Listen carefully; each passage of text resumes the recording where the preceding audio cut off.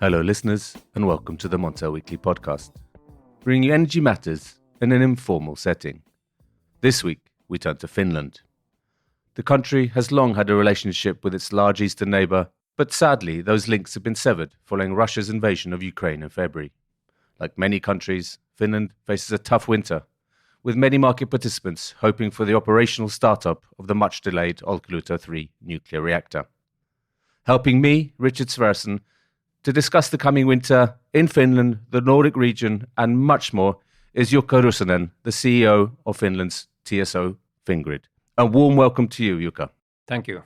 Jukka, let's start by looking back a bit. You've been in the market for many, many years. Can you talk a little bit about your relationship with Russia and how that's changed? Obviously it's changed very dramatically this year, but before then, things were fairly good, were they not? Yeah, you are right, and Finland has had a very long relationship of importing electricity from Russia, and it used to be in the old style that the big Finnish energy company make a bilateral deal with Russia, and then electricity was imported, and then also there were the big ones. But now during my time, for example, in Fingrid that started 2007, so we developed very innovative solutions of trading between the European Union and Russia with two very different kinds of market rules. And that was very interesting work, and the cooperation was excellent. And we were able sort of what we call now couple two very different kinds of market designs, the Russian market design with the European Union market design, and we work with that very well. Also the reliability of the imports and the connections to Russia have been excellent.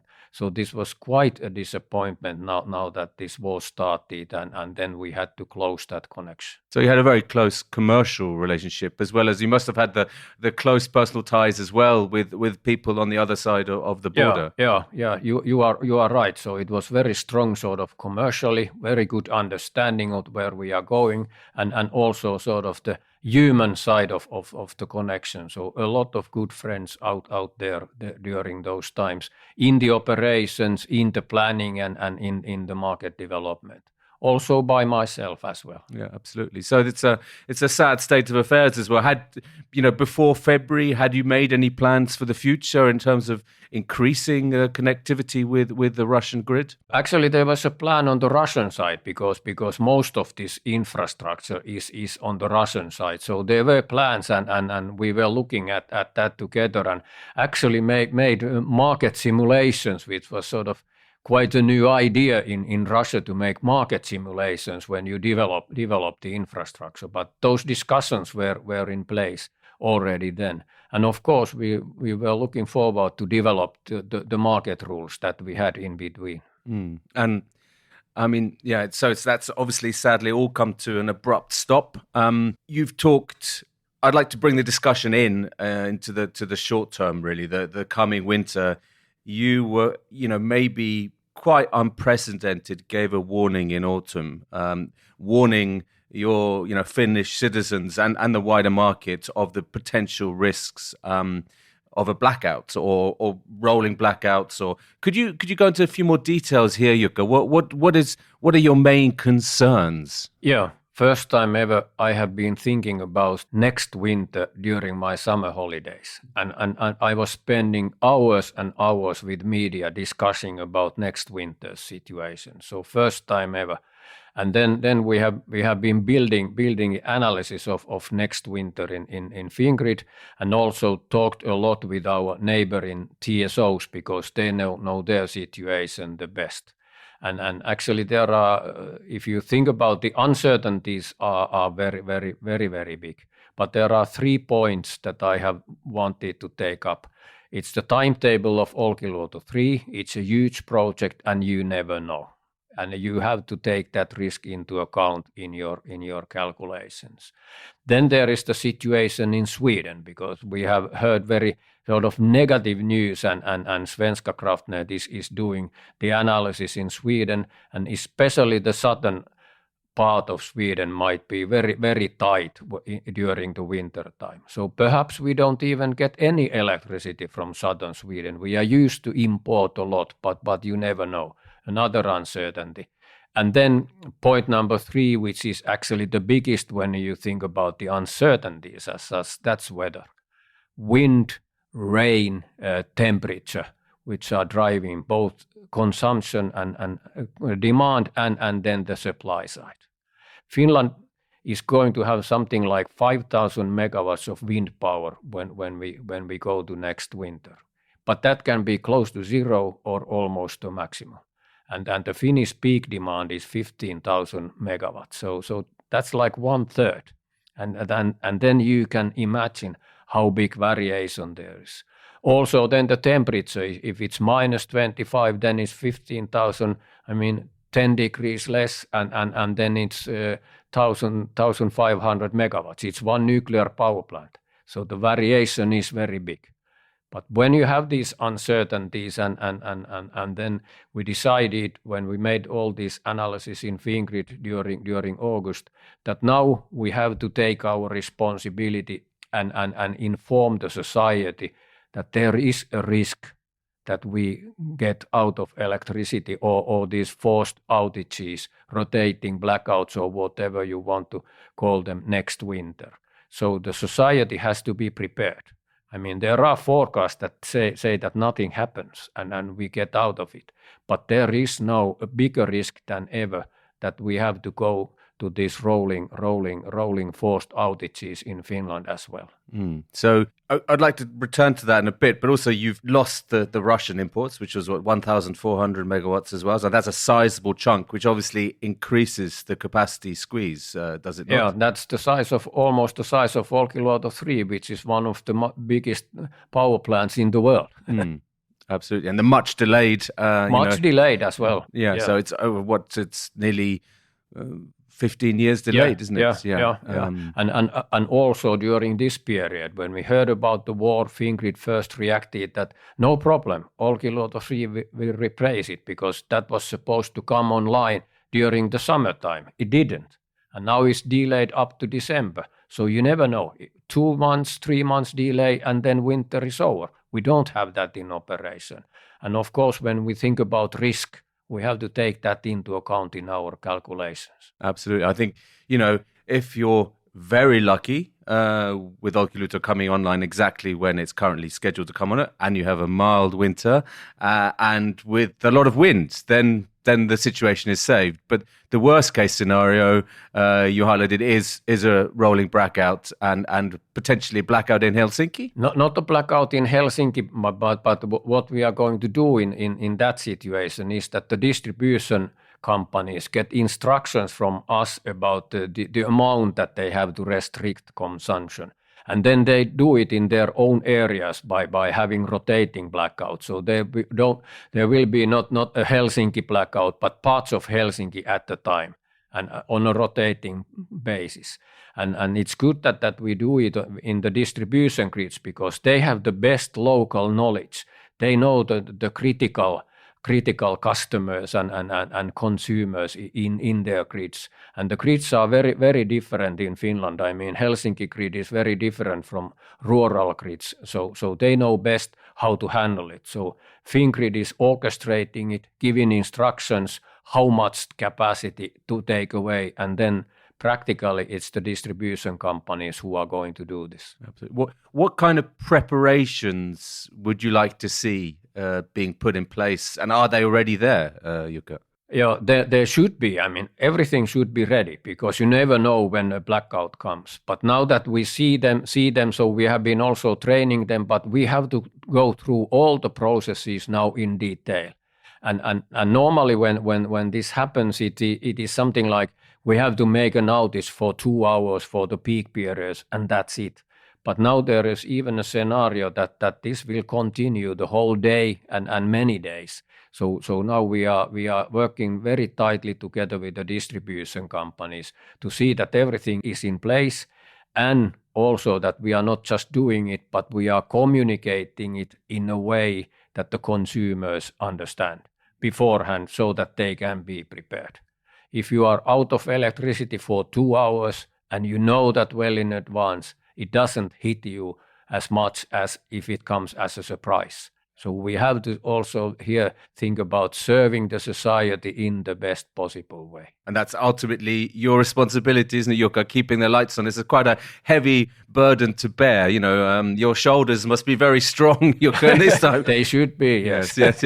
So it's not, you think of, it's more than just asking big power consumers to lower their consumption or turn off production. It's as you say, distribution companies asking consumers to be prepared. Yeah, that's the final measure when we go to these forced outages. So before that, we do everything that we can. We inform, and we have started to inform, and we see already people and companies preparing, and we hope that the consumption will decrease with these sort of measures from this information. And if the situation is tight, we are going to inform first and then follow what is actually happening for the demand.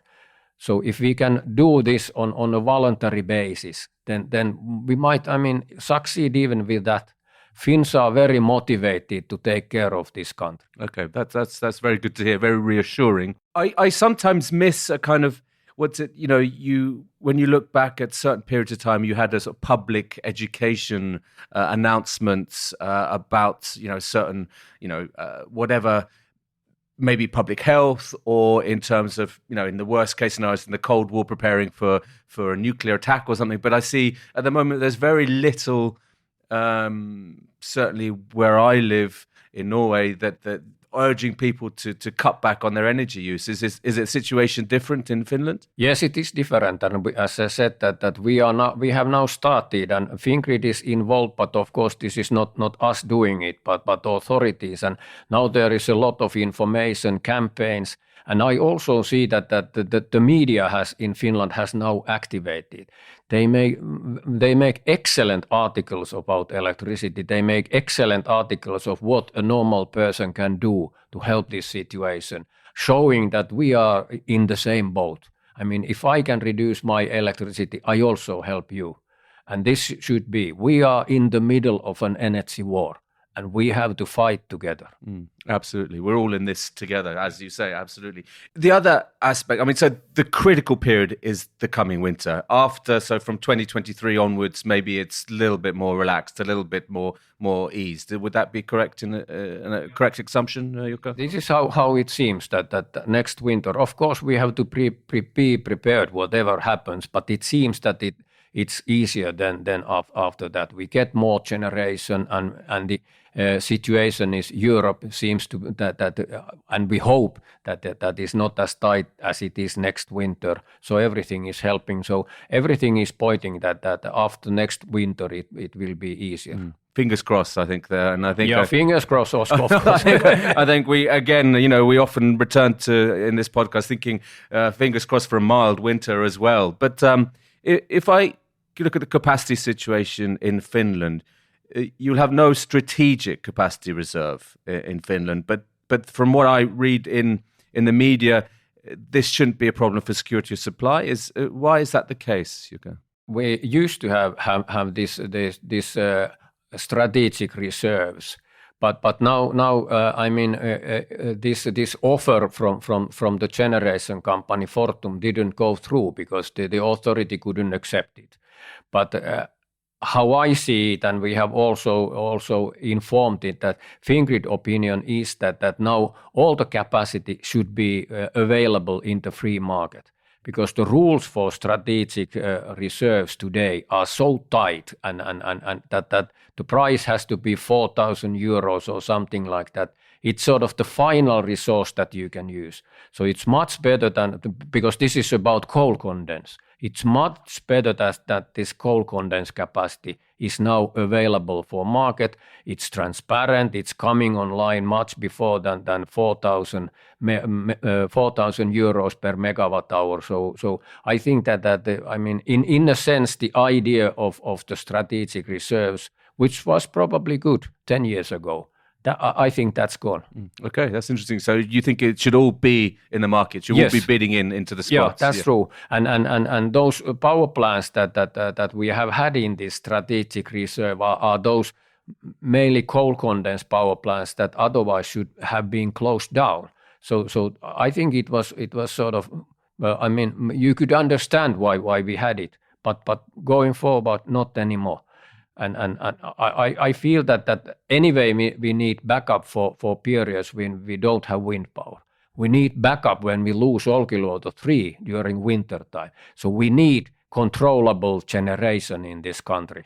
And that controllable generation is also the reserve for cold winters. So what would your advice be to Finnish politicians at the moment? From that point of, I think the investments are going, fine. Don't intervene. Help them to do it. Help them in their permitting processes. But it's coming with private money, no subsidies. We are building the grids more than ever, much more than ever. We have a lot of projects in wind power generation. We have a lot of projects now starting with the electrification. But probably think about this generation that is, the risks of investing are very big for this backup capacity. Flexible capacity.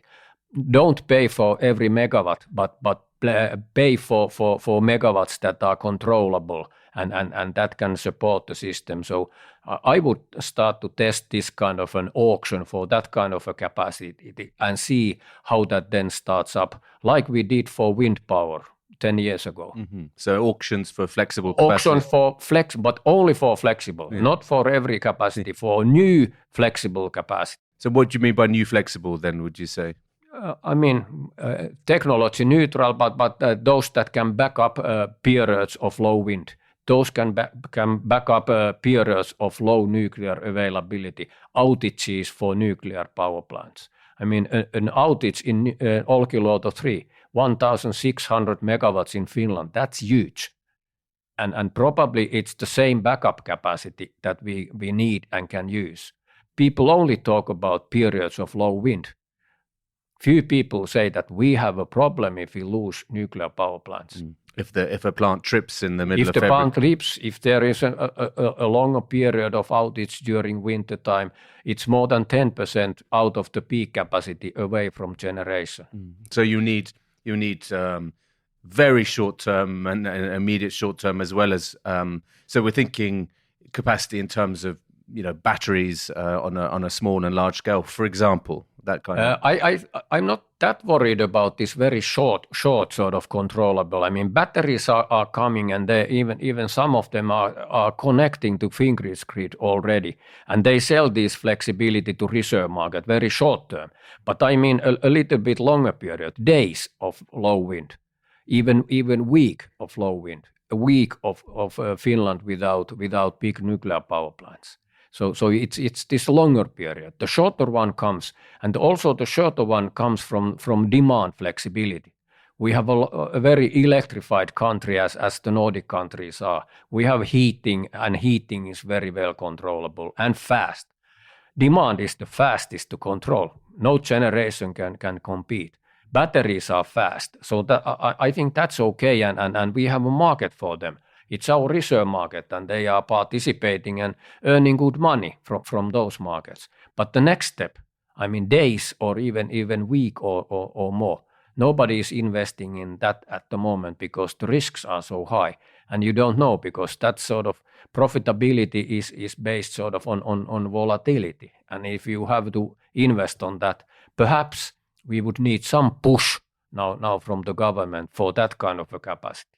And if we can solve that, we have solved most of the problems that we see going forward. Absolutely. Although, you could argue that the market signals should be providing, or the market prices should be providing the signals for such investments. You are right, but then we also now we are discussing about the various kinds of price caps and so forth. So whatever it is, I have never been in favor of any kinds of capacity markets, because that's sort of just a subsidy for somebody, and they take it from my pockets. The money goes to the generators. So you have to justify very well if you go into that kind of a model. Absolutely. I mean, the Nordic region is very well known for its cooperation, for example, between TSOs. So the relationships between the Svenska Kraftnät and Statnät and Fingrid and Energinet are very good, are they not? But there are some moves, and I don't think I can point the finger at TSOs here, but within the policy making, or within politicians, within governments, we heard noises from Norway, for example, that it could potentially cut exports. How worried are you about these kind of measures or these kind of proposals? Yeah. I mean, politics is an issue because like Finland is going to have elections next spring, and I'm a bit worried that some people are trying to use this situation for their own benefit. So that's not very good. So I think that the industry can work with one voice. I mean, whether you are a generator or end user of electricity, whether you are a TSO, we see that we have to march together.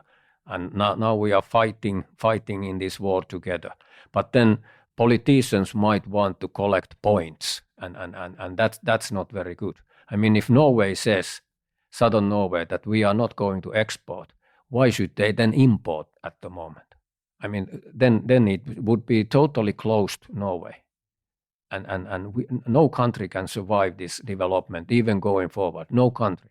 When we put more renewables in, we have more variation. So we have to build even better trust among ourselves going forward. And trust is something that Russia has lost, but we have to build that also in the Nordic countries and also around the Baltic Sea region. Keep that solidarity in place. It's a two-way street, isn't energy security? Yeah. And whatever we are doing now is building trust.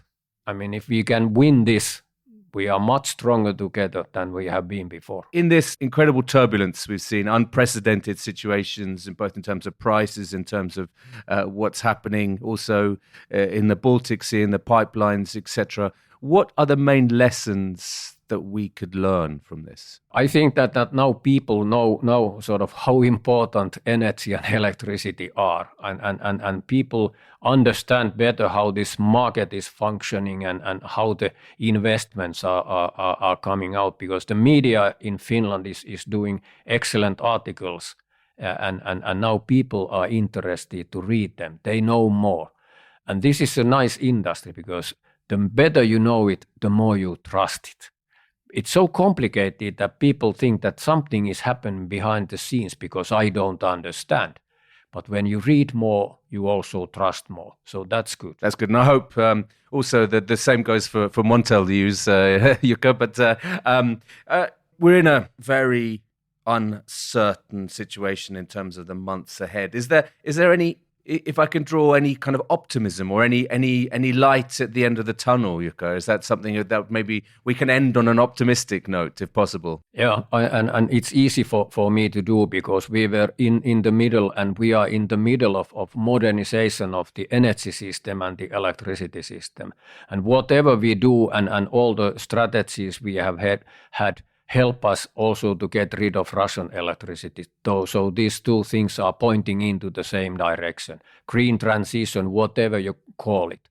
So Finland is going to be carbon neutral 2035. And this is actually my motivation. I have 4 kids and they have even kids. So that's where my motivation is, looking forward and the big vision. At the same time, we get rid of Russia. Totally. Excellent. That's a great place to stop there. Thank you very much, Jukka, for being a guest on the Montel Weekly Podcast. Thank you. So listeners, you can now follow the podcast on our own Twitter account, aptly named the Montel Weekly Podcast. Please direct message any suggestions, questions, or, let us know if you think you have a good idea for a guest on the show. You can also send us an email to podcast@montelnews.com. Lastly, remember to keep up to date with all that's happening in energy markets on Montel News. You can subscribe on Apple Podcasts and Spotify, or wherever you get your podcasts from. Thank you and goodbye.